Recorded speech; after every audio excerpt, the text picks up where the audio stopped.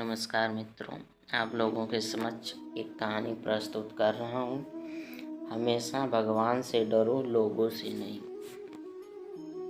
एक सच्चे इंसान की सच्ची कहानी। एक गांव में करण बहुत ईमानदार और सच्चे इंसान था। यह कभी किसी को बुरा करना तो बहुत दूर की बात, बुरा सोचना भी उसके लिए किसी अपराध से कम नहीं था। एक दिन गांव में एक व्यापारी आलू खरीदने आया था। उसकी मुलाकात सबसे पहले करण से हुई। व्यापारी को आलू खरीदने से तो उसने करण से पूछा, क्या गांव में कोई आलू बेच रहा है?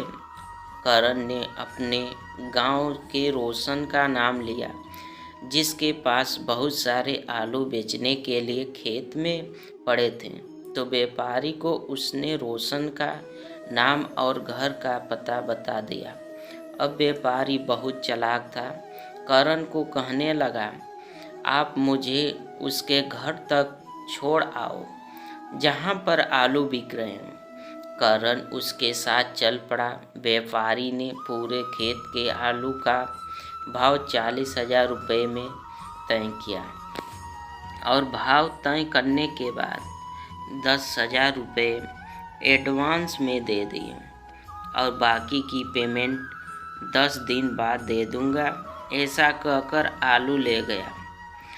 आलू बेचने वाले इंसान को विश्वास हो गया कि उसने 10,000 एडवांस में दे दिए और बाकी की रकम भी दे देगा। ऐसे करते करते 1 महीना बीत गया।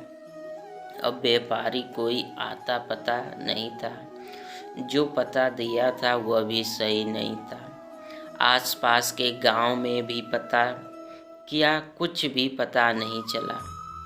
व्यापारी और भी लोगों को उसने ठग रखा था। अब रोशन ने पूरे गांव में यही बात, आगे देखिए क्या कहता है रोशन, बात फैला दी कि मेरे आलू बिकवाने में करण का हाथ था। मैंने इसके विश्वास पर व्यापारी को आलू बेच दिए। अगर ये साथ ना आता तो मैं उसके साथ उधार ना करता। अब रोशन ने गांव में पंचायत कर लोगों को इकट्ठा किया और पंचायत ने सारी बात सुनकर करण को बाकी की रकम 30,000 देने का फैसला सुनाया। अब दंड देना पड़ा। उसका दोष सिर्फ इतना था कि वह व्यापारी के साथ गया था।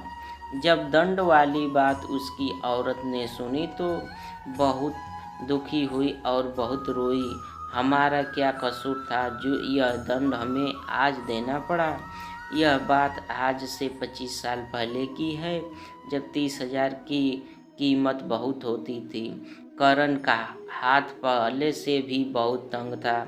वह अपने परिवार का पालन पोषण बहुत ही मुश्किल से करता था। भगवान के घर देर है पर अंधेर नहीं।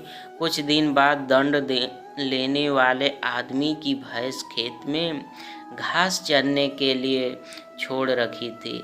अचानक भैंस की गिरने की आवाज़ आई। कुछ देर तक तो समझ में नहीं आया, पर थोड़ी देर बाद पता चला शायद किसी सांप ने काट लिया था। भैंस को जब तक डॉक्टर देखने आया तब तक भैंस मर चुकी। भैंस की कीमत लगभग 4,000 तक की थी, जो बहुत दूध देती थी। करण के ऊपर दंड लगाया और भगवान ने भैंस मरने का दंड रोशन को दे दिया। घर से दूध भी गया और भैंस भी गई। अब गांव में सबकी जुबान पर यही बात कि कभी किसी बेकसूर को इतनी सजा मत दो। अगर किसी की दुआ में ताकत होती है तो बद्दुआ में उससे भी ज़्यादा होती है। कहानी से यह शिक्षा मिलती है कि परमात्मा सबका हिसाब किताब यहीं पर कर देता है। इसलिए कभी किसी गरीब के बच्चों का मुंह की रोजी रोटी मत छीनो। ऊपर वाला सब पता नहीं क्या सजा दे देता है।